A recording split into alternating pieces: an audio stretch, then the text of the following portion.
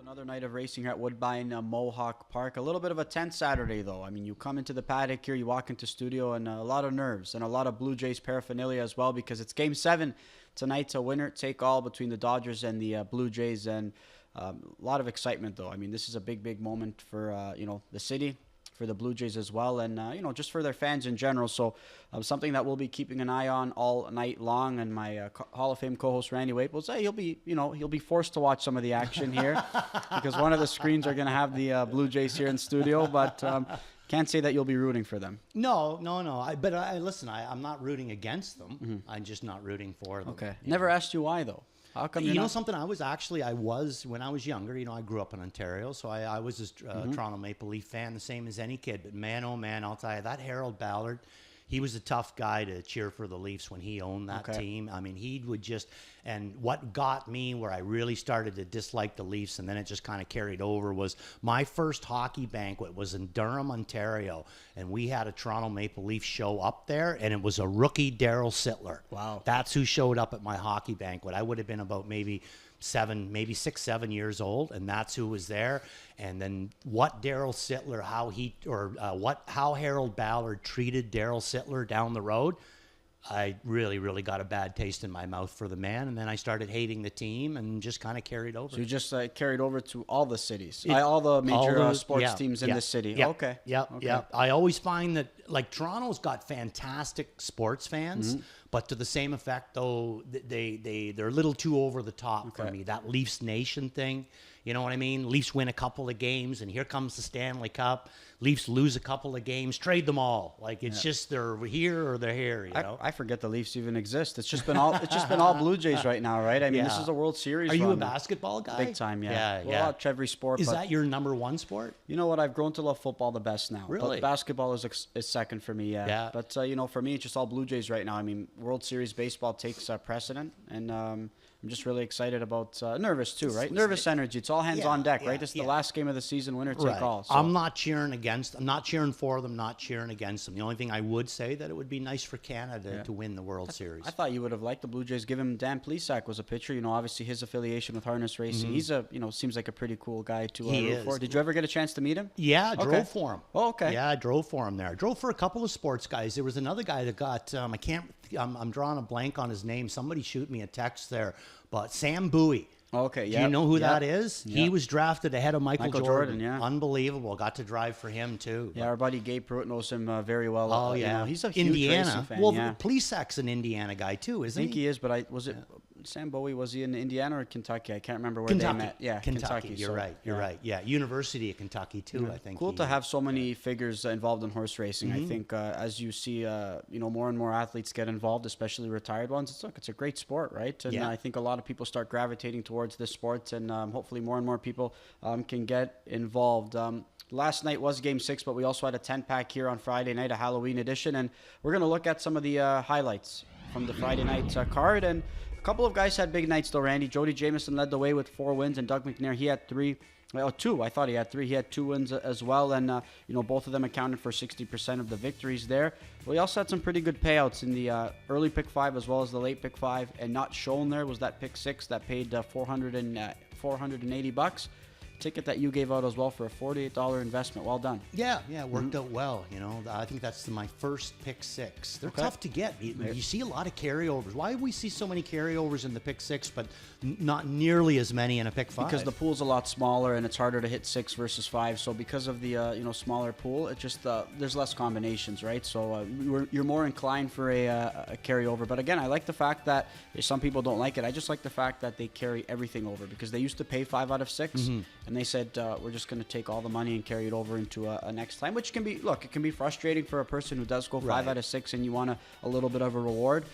I'm all for just building up more, pools for potential carryovers for the next card. So, it's been a good addition here, right? I mean, we've seen other racetracks have it. We used to have it back in the day, right? I mean, you remember how big the pools were when you were driving for the pick 6s and the pick 7s. Yeah. We know a couple of guys who had a great deal of success playing that wager as well. But the pools aren't quite what they used to be now in that specific wager. But I still think it's been a pretty good addition. I know one gambler there that you know quite well there. He used to show up at Greenwood there when those big days were going or whatever. He looked like a rock star. Yeah.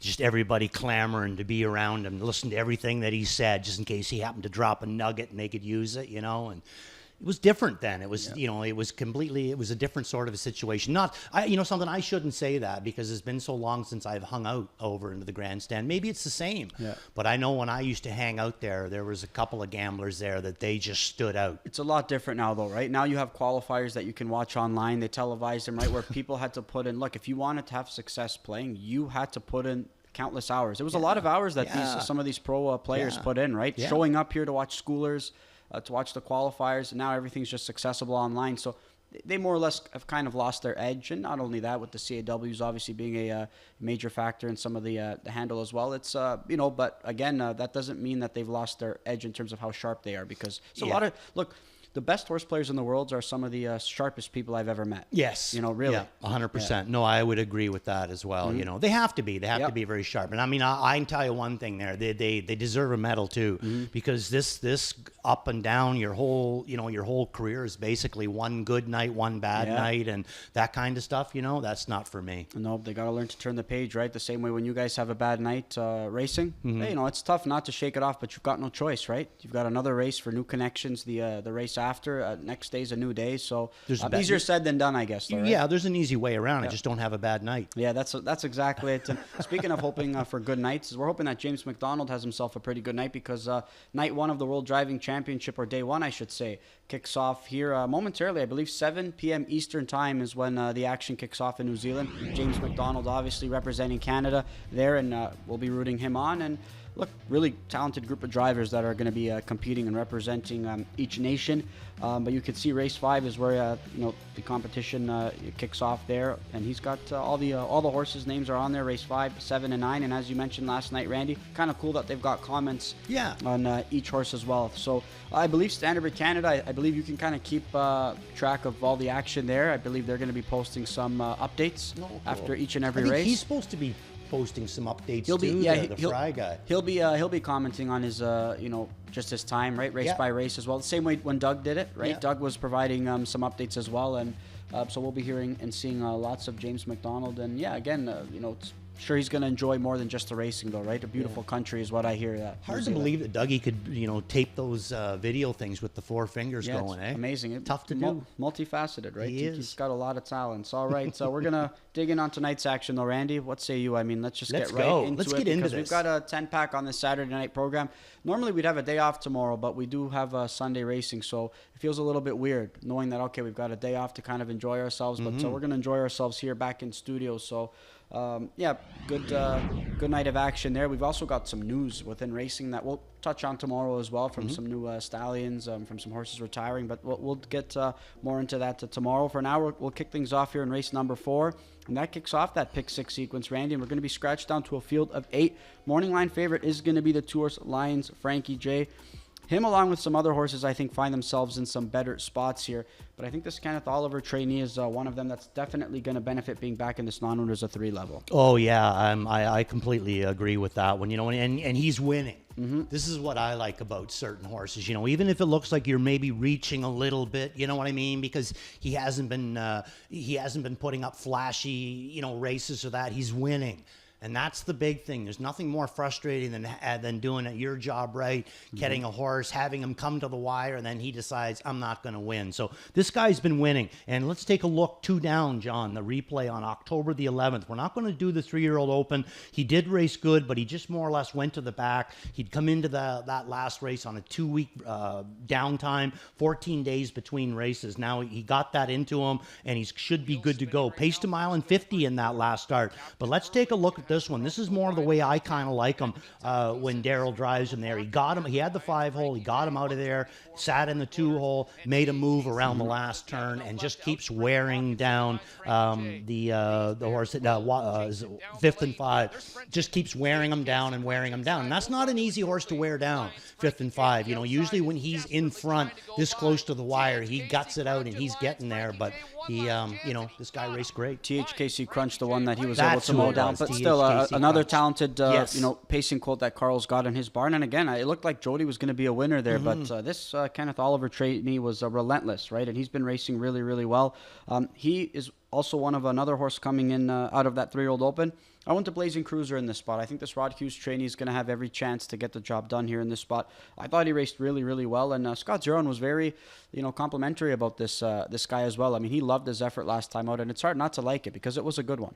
Two different styles of racing. I'm thinking, maybe Daryl will decide not to race Lions Frankly leaving the gate, but I think he will. So I think that Lions Frankly Jay will probably be up close to the action. Usually Blazing Cruiser going to be coming from, maybe mid-pack, 3/4 of the way back, but huge kicks on the end of it of this Rod Hughes trainee. And I think some other ones here are intriguing as well. Ripasso is one that has been racing well, but he always seems to be too far out of it. We're going to get a new set of hands here tonight, right? Louis Philippe with a good draw to work with. And again, he's coming into this race off some really good efforts, but he too is likely going to need a pace scenario to set up for him, or he's probably going to need to get situated a little bit closer. But Blue Bar too is one that 0 for 19 this year.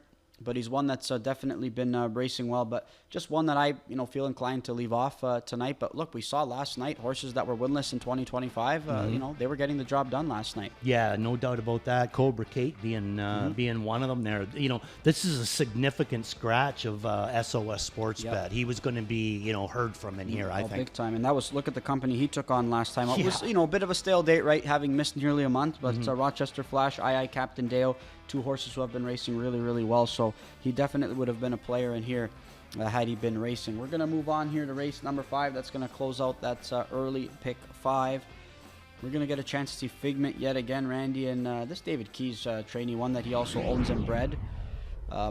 He's been sharp. It looked like he wasn't going to get the job done last time out until Scott was able to find a seam late in the mile. And once he did, this colt took care of the rest. Yeah, no doubt about that. I was kind of getting a little bit worried last week, too. Yeah. I kind of thought he was in a spot there where, it just wasn't going to work for him. Now, I'm going to go right back to him on top. You? I'm going to go right back to him. Tough not to. It is tough not to, but I have to admit, I'm a little worried about this rail, like how he gets away sometimes, you know what I mean? And with the rail, sometimes he'll get away a little bit worse. And, each week it seems like the horses that he has to race again gets a little deeper. And a little deeper, and we got a new one coming in from Rito that looks a little bit interesting too. So I think that he can't afford to get too far back in this race. Mid-pack, I think you're good. Get away 5th, 6th, 7th, somewhere in there. But last week, getting away 9th. So let's go with this race, and we'll take him. You can see Scotty second last right now. The only guy he's got beat is the guy that's over there racing for Canada in the World Driving Championship. But look at this.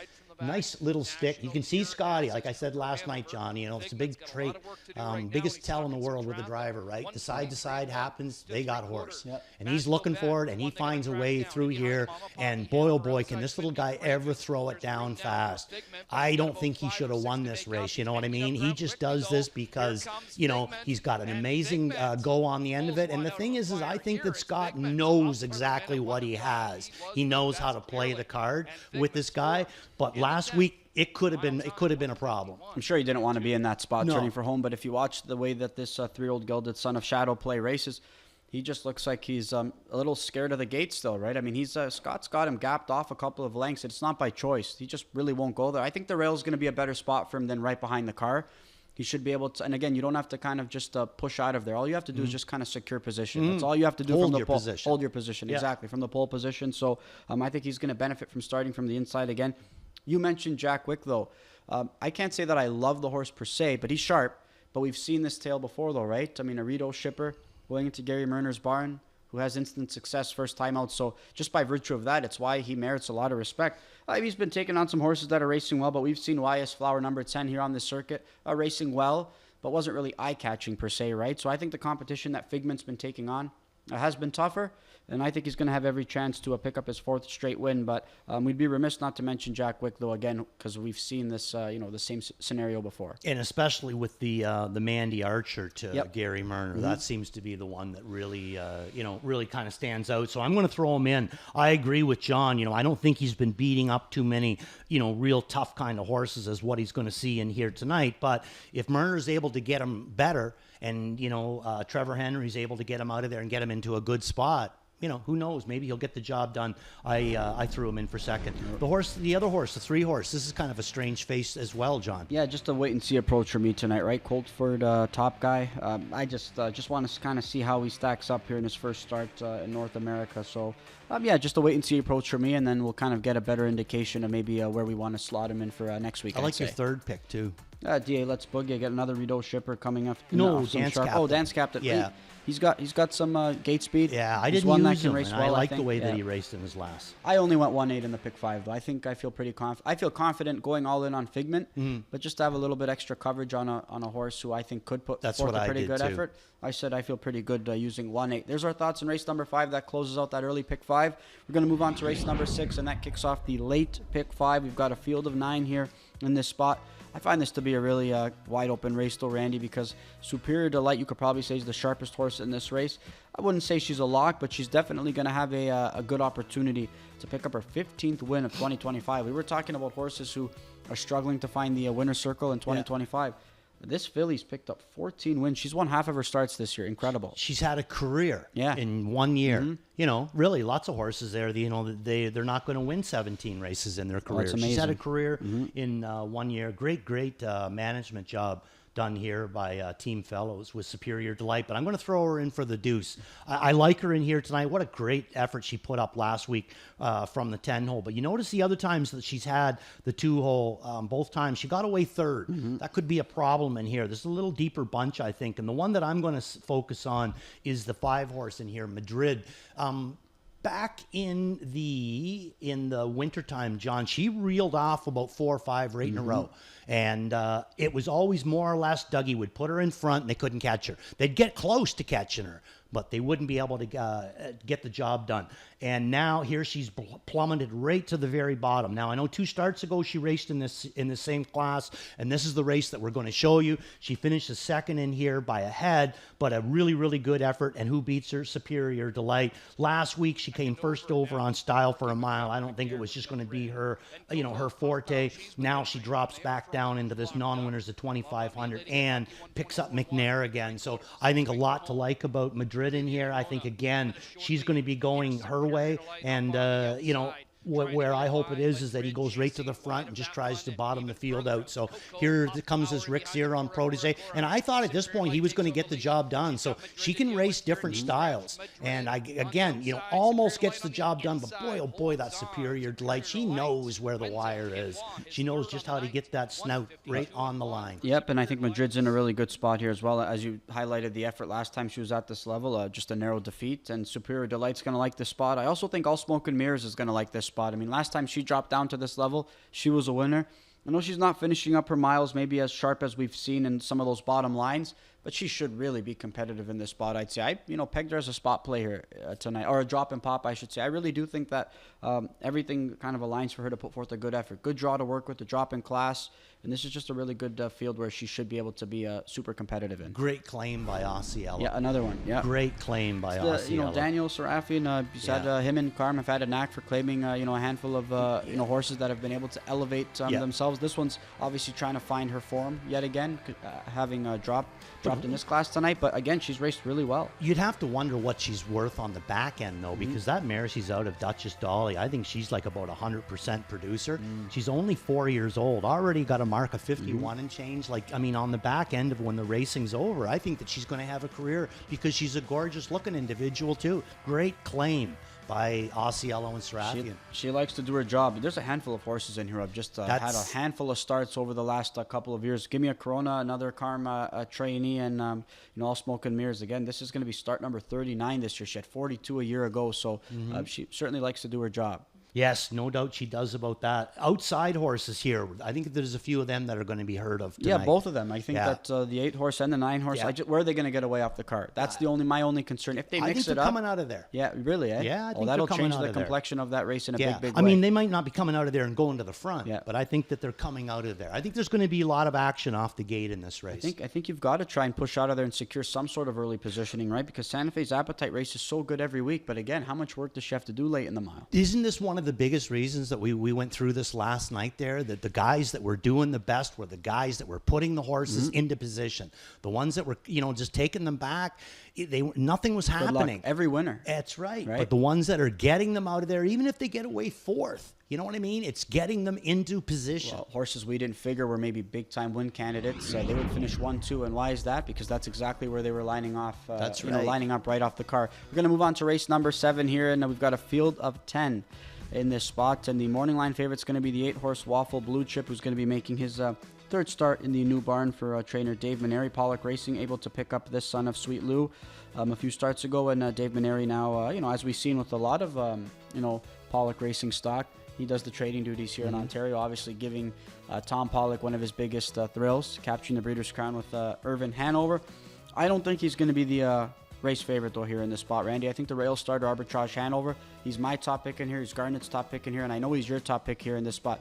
He's 6-1. I don't think we're going to get anywhere close to that number. I really do think he's going to be the race favorite tonight. I would be shocked if he didn't go off as race favorite as well. I put him down as Waple's watch. The 6-1 morning line kind of threw me a little bit, Like I said, I agree with you. I think that he is going to be the favorite. So let's take a look at Arbitrage Hanover and Billy Davis in this last start there. And this is another thing with this horse, too. And not only does he show, big ability, Billy sticks with this guy. Billy don't go anywhere without Arbitrage Hanover being in his backpack. He stays really, really close. So he must really like this guy. And to tell you the truth, I wouldn't be surprised if this is probably one of his best, every week kind of a drive. You know what I mean? He counts on him, and the horse comes up with big effort. So look at here, skinning the pylons all the way, this guy. And he's going to end up finishing 6th in here, placed 5th. But only beaten a 4 and a bit. And check out the third quarter, John. 25-1. He paced the middle half in 52 seconds and then polishes it off with 26 and change on the end of it. Just an incredible effort in that last effort. Now he's going to be dropping down. Retaining the same class, but coming up with a much better post position. His last 3 post positions, 8, 9, and 10. Yep. And now the rail tonight. Same class, better job, but this is also an easier spot than the one he took on last time out, right? When he was in that non-winners of 12 last week, there were a few class droppers. There was one horse who put forth a 48-mile in Century Komodo, who's we're going to see later on in the program. I love the way Arbitrage Hanover is starting to come together. Last year, he had a great 3-year-old campaign. He didn't hook up with any of the heavy hitters. He was a horse that wasn't staked heavily, but he was beating up on the horses that he was in with. And I know Brett Pelling kind of talked about maybe we could supplement it into this race or that race. It's a horse that he owned himself as well, or maybe co-owned as well. So, he really wanted to try and pick his spots with this guy. And you could see by his summary, right? Just shy of 380,000 last year as a 3-year-old. The transition to 4 is tough, and he took on some tough rivals this year, though, Randy. Wasn't able to get the job done. But each and every start, he was getting better and better and better. And he really is piecing it together right now. And so they've done a great job. Everybody involved has done a great job with this guy. Yeah, that's what I kind of like about him, too, is nothing's been overdone with him just yet. We're still seeing the best of Arbitrage Hanover. He's still sharp. 17 starts into a season. He's still sharp. And this is with a trip out east. Yep. He was one of the ones that went to the Gold Cup, right? Yep. Yeah, so, I think he's in a really, really good spot here. A lot of us going to the one horse. Kevin Pelcher going to Wallace Hartley. Oh, interesting selection there. Look, he's sharp. I do think it would probably be a little bit of a step up, but he's going to go lone wolfing here because nobody else has got Wallace Hartley on the ticket. Everybody else going with the same 3 underneath, right? A Waffle Blue Chip, I think, could definitely race well. 5th and 5, obviously, one that merits respect. And Lose World, we're going to see him back here in Ontario. So I think those 3 horses can definitely put forth some good efforts here. Did we see an ownership change on the 10 horse?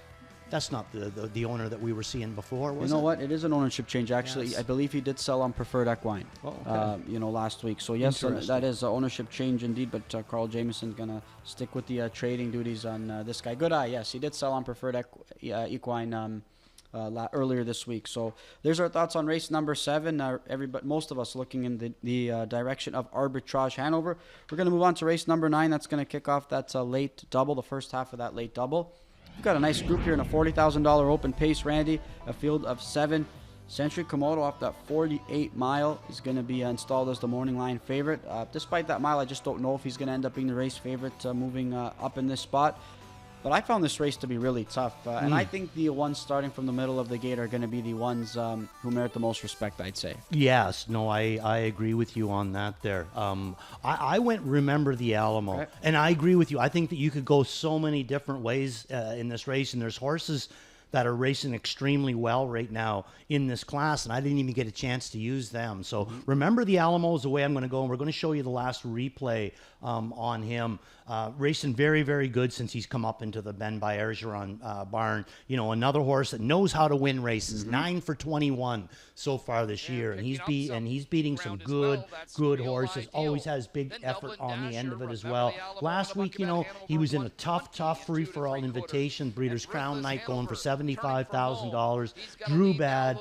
You know, Tyler more or less had to do what he did. He had to take the lumps, you know. So this is this race. You're not going to see a lot from him, but you're going to see him coming. And look at the body language. This is what I like about it with Tyler. At the back of the pack with this guy, and look at him. He's just all the way down. He's not going to get nothing. So now he nestles him up on Travis Cullen's helmet, bravens him back up again. You know what I mean? Takes a bit of a hold of him in this mile. I think he's going to come into this race with the 4-hole and all guns blazing, John. So this is the way I'm going to go, but this is a tough bunch. I think he's the one to beat here in this spot. I went to Fun Time Bayam only because I really like Doug McNair aboard. I mean, I think this is a horse that's had some tough trips, you know, most of his starts this year, and he's been taking on tougher company, right? I think people have tried to trip him out.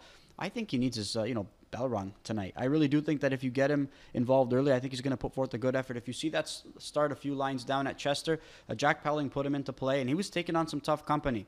And he was able to go gate to wire in that outing. I know a smaller track, but I think this is a horse, if you just get him involved, I think he's going to put forth a pretty good effort. And I think Doug's a perfect fit for him tonight. You know something? I'm going to guarantee you Dougie McNair is absolutely salivating at the idea of driving this horse. He's seen this guy since he was 2 years old. You know what I mean? And he's a speed horse. You can race him different ways if you want. Big set of lungs. I'll guarantee you McNair has just been absolutely beside himself when he was going to pick the drive up on this guy. You know, he didn't have the same amount of pop as maybe Remember the Alamo late in the mile. But again, I really do think this is a horse that's going to benefit from being involved early. Off the car, and hopefully Doug can get him involved early, and I think he'll put forth a pretty good showing. But Remember the Alamo, Randy, you're going his way, Garnet going his way, Kevin Plutcher going back to Century Komodo. That was a game effort first over last time. Lifetime mark.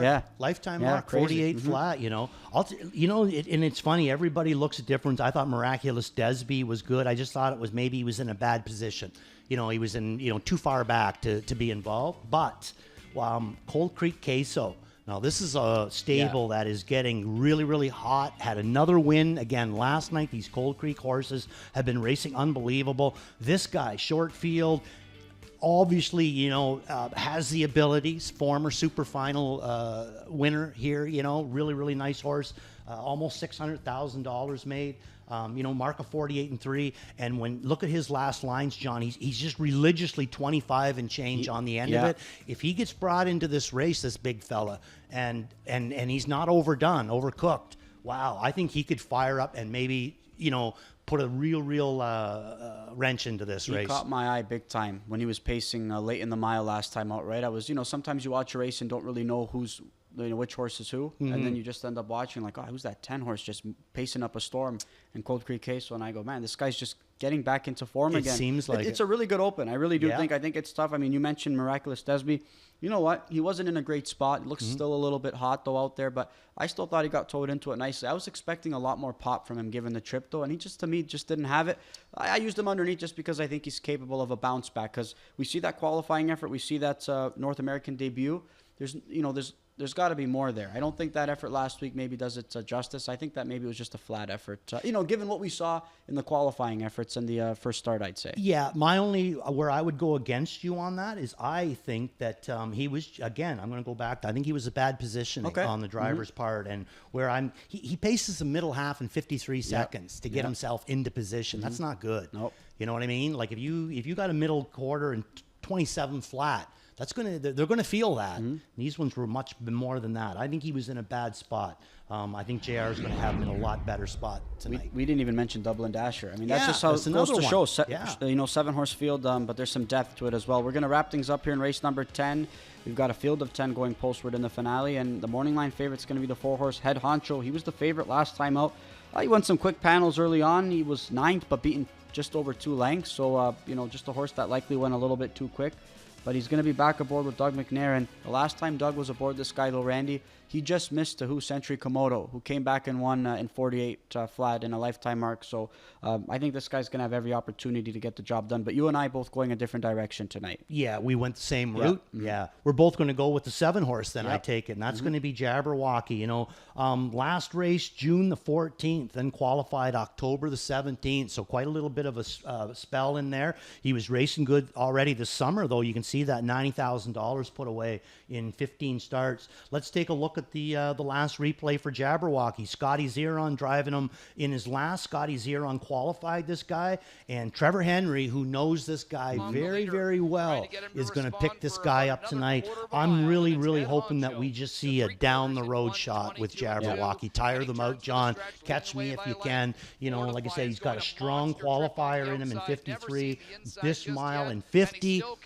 I think that he could come up with a big one in here tonight. Now, Scotty is chasing him a little bit, but he's watching. He will do that coming, whether he's in front or coming from off the pace. He always has a little bit of, laziness, I guess you would call it, but I thought it was a really, really good effort in there, and I'm going to put him up on top with TH to the front, picking up the drive. Yep, and we would love to see vintage Jabberwocky tonight, right? Just down the road and try and bottom out this group. But head honcho, again, he's going to be leaving out of there from a good post. This guy's racing so well. I mean, I just remember him racing against Lesser, like a year ago.